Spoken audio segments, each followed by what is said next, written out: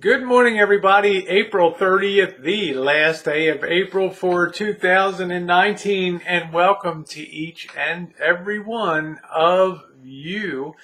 Hope your Tuesday is off to a great start. Well, the epic battle of the van. Let's keep our fingers crossed. As the title of this morning shoot says, I was really upset, but I'm feeling a little better now. I've received a lot of feedback on my live stream on Saturday down in Oakland. And of course, as sometimes happens when you live stream and you're doing things real time in life, things happen. And in my particular case, the van really started acting up. You know, I love this Dodge ProMaster, my 2016 Dodge ProMaster City.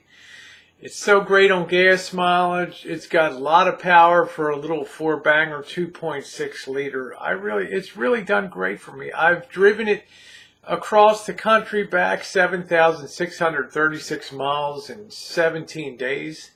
Last year, flawless performance. Been doing good most of the time, but there's one irritating thing that keeps occurring. Something with the fuel system. And you know, at first when your check engine light comes on, it's not that big a deal. You know, it's not flashing, which means you got a really serious problem.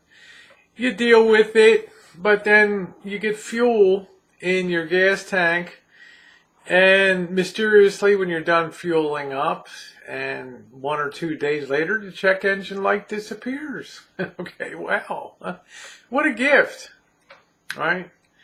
And then some months later, you know, they're going down the road. Now the check engine light comes on.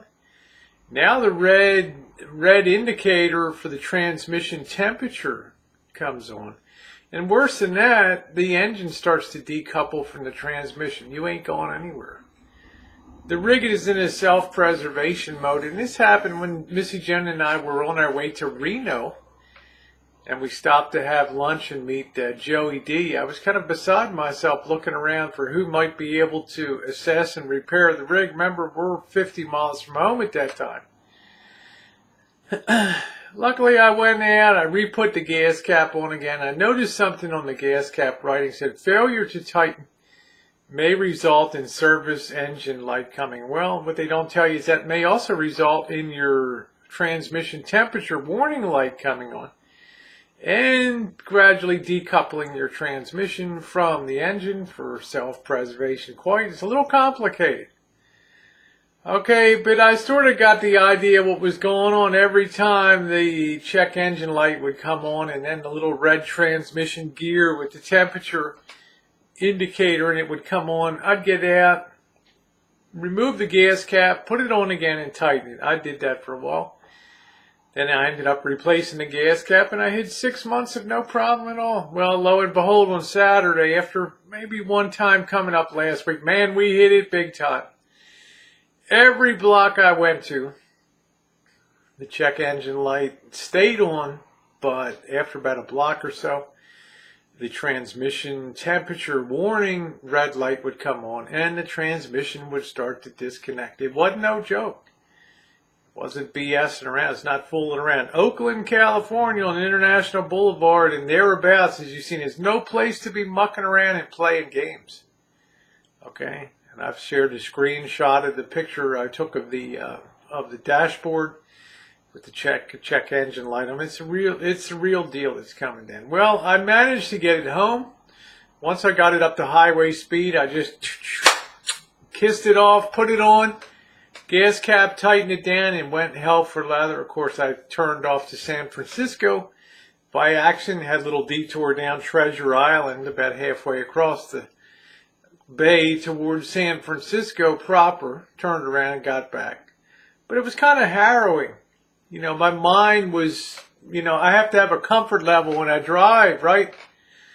So I got it home, the check engine light was on the whole time, but the transmission temperature light never came on. Okay, I'd added a quart of oil, though the oil was low. Well, Cobra John, a good friend of mine, led me through a, like a factory reset for the car. Yeah, disconnecting the batteries, letting it sit for 3 hours, and making sure that the batteries are shorted out to remove any current, and hooking the cables back down and going again. Did a factory reset back to all the things set except the odometer and things.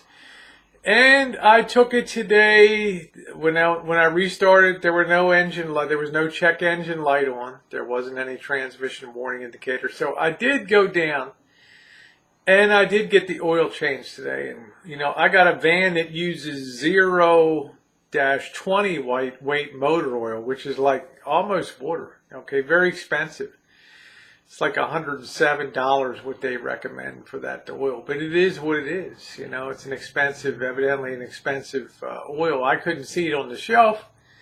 I used a 5W something, but what I'm saying is that I did change the oil, and I did go through the reset of turning off the oil change indicator. So I have not had any lights come on.